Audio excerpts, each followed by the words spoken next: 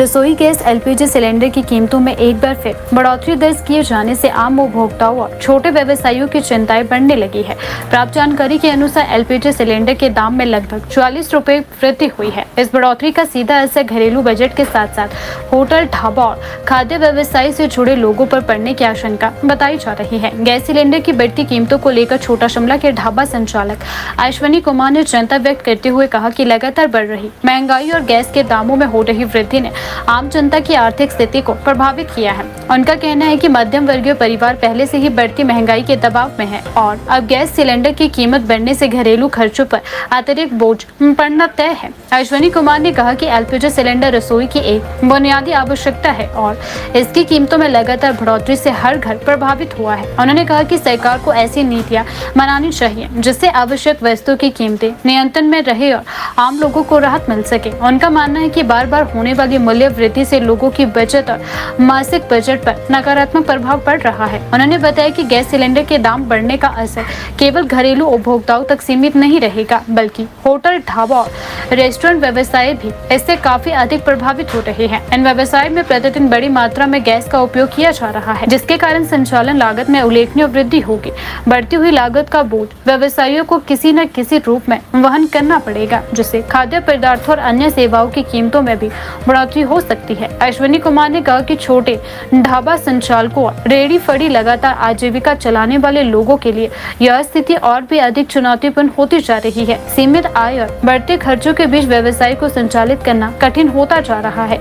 उन्होंने कहा कि यदि आवश्यक वस्तुओं और ईंधन की कीमतों में लगातार वृद्धि जारी रही तो छोटे व्यवसायियों के सामने आर्थिक संकट खड़ा हो सकता है। स्थानीय लोगों का भी मानना है कि महंगाई की मार लगातार बढ़ती जा रही है। खाद्य पदार्थों, सब्जियों, परिवहन और अन्य आवश्यक सेवाओं की कीमतों में पहले ही वृद्धि हो चुकी है। ऐसे में रसोई गैस के दाम बढ़ने से परिवारों के मासिक खर्च में और अधिक इजाफा होगा। विशेष रूप से मध्यम वर्ग और निम्न आय वर्ग के परिवारों को इसका सबसे अधिक असर झेलना पड़ेगा।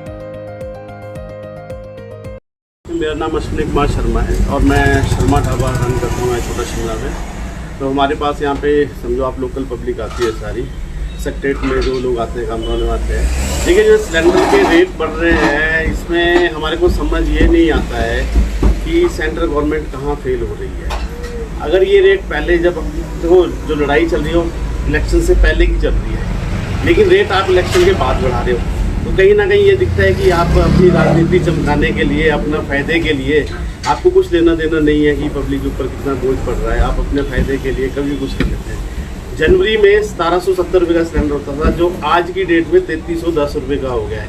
मतलब रेट डबल हो गया है। लेकिन हमारी मजबूरी है रेट बढ़ाना, लेकिन हम फिर भी नहीं बढ़ा पा रहे हैं। हम यहाँ के प्रशासन से भी चाहेंगे, बोलेंगे डी साहब को कि आप एक बार रेट लिस्ट को अपडेट कीजिए, क्योंकि हम गवर्नमेंट की रेट लिस्ट के साथ काम करते हैं, जो गवर्नमेंट से हमारे को रेट दे रखे हैं। ठीक है, जो बड़े रेस्टोरेंट हैं उनके वो रेट बढ़ाते हैं, जो हाई क्लास फैमिलीज हैं उनको कोई फर्क नहीं पड़ता, लेकिन मध्यम वर्गीय परिवार है, जो गरीब आदमी है, उसके ऊपर बहुत फर्क पड़ता है। और देखिए, अगर हम रेट बढ़ाए गए हैं तो हम अपने घर से तो कुछ नहीं देने वाले, हम भी यहाँ पे कमाने के लिए बैठे हैं, तो नेचुरल है कि हम रेट बढ़ाएंगे।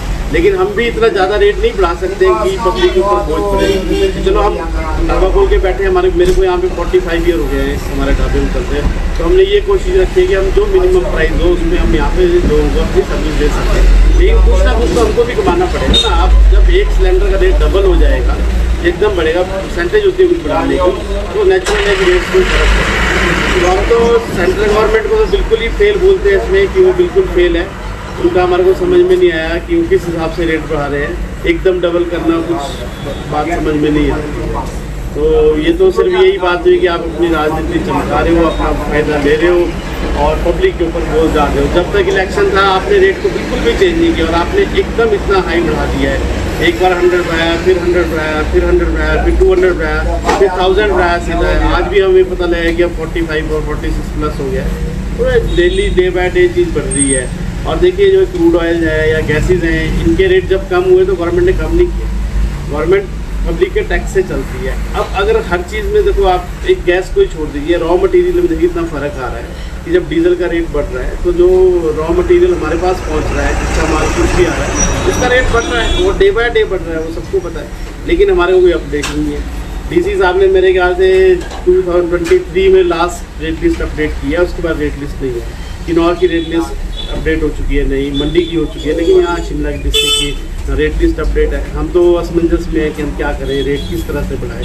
तो उनको एक तो रेट लिस्ट नहीं देगी शुगर मिल के, और देखो चलो वो तो आ जाएगी, लेकिन जो आम पब्लिक है उसके ऊपर बहुत इसका प्रभाव है। तो फेल है, हम तो बोलते हैं गवर्नमेंट सेंटर बिल्कुल फेल। नहीं देखो, ये तो सरकार अपने फायदे है ना, चुनाव है तो उसके लिए रेट नहीं बढ़ाएगी। तो उसका मतलब ये है कि उन्होंने पब्लिक को सिर्फ, उनका सिर्फ मतलब वहाँ तक है कि उन्होंने चुनाव जीतना है बस। जब वो चुनाव जीत लेते हैं उसके बाद उनको पब्लिक से कोई लेना देना नहीं रहता है। वो अपने आराम से मजे ले रहे हैं, उनके पास लग्जरी गाड़ियाँ, आलीशान बंगले हैं, पब्लिक के पैसे का मिसयूज हो रहा है बुरी तरह से, है ना, और उसको पब्लिक के ऊपर आफ्टर ऑल कहीं ना कहीं हमारी सेंट्रल गवर्नमेंट फेल है इस चीज़ में। बिल्कुल हम सोचते हैं कि वो साहब अच्छे हैं, लेकिन हमारे पास तो बिल्कुल उनकी पॉलिसी फेल हुई है।